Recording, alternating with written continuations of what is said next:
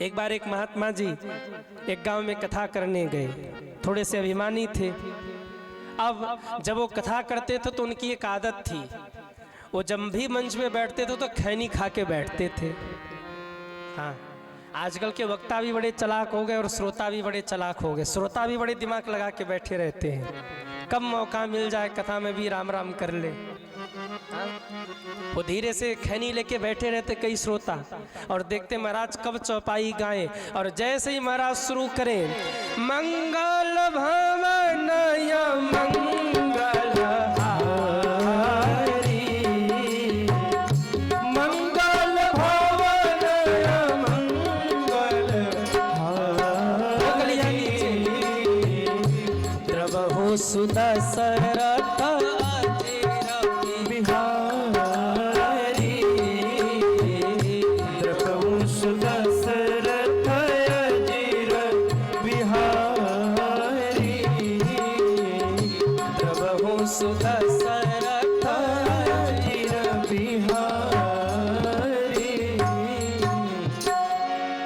आप लोग ऐसे नहीं हैं।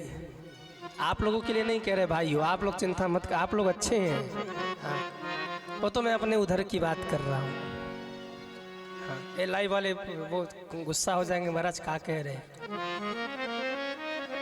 कई लोग ऐसे होते, अब महात्मा जी थे वो मंच पे बैठे तो वो खैनी वैनी खा के बैठे थोड़ा सा, अब जब बोले तो मुख से थूक निकले और थूक पोथी जी पे पड़े।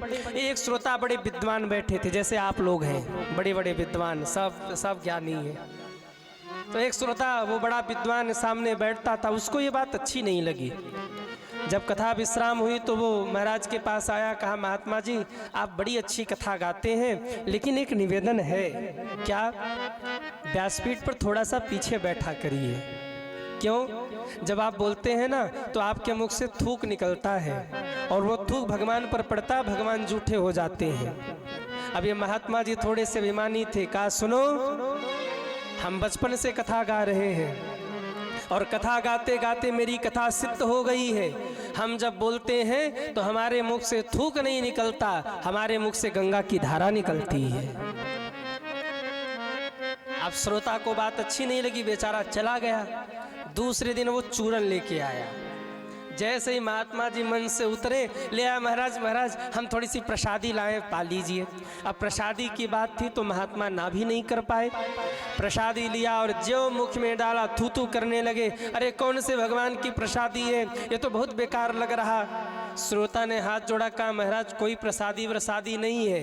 तो बोले हमारे दादाजी की इच्छा थी कि उनके मरने के बाद उनकी हड्डियां गंगा जी में प्रवाहित की जाए, हमें टाइम मिला नहीं कि गंगा जी जा पाए। आपने कल कहा कि हमारे मुख से गंगा बहती है, तो हमने सोचा चलो गांव में ही गंगा आ गई है, प्रवाहित कर देते अस्थियां।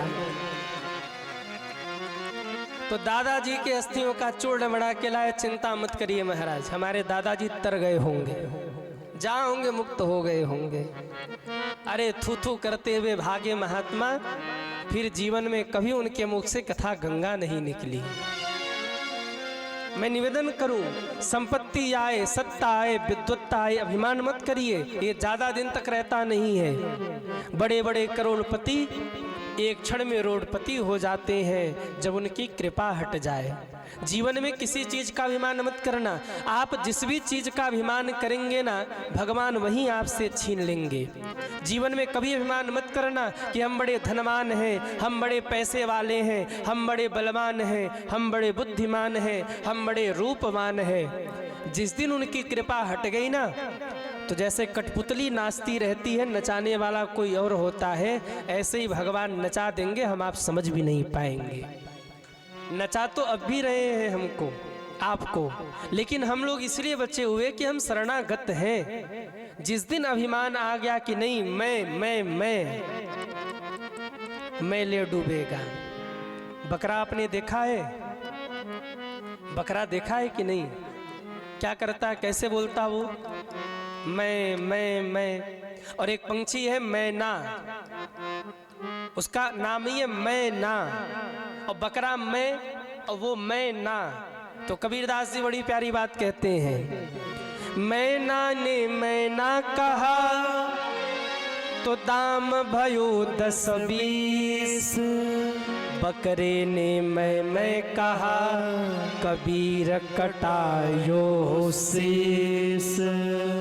मैना कहे मैना मैना मैना, लोग घर में पालते हैं, बड़े प्रेम से रखते हैं मैना पंछी। सीता जी ने मैना पाला था।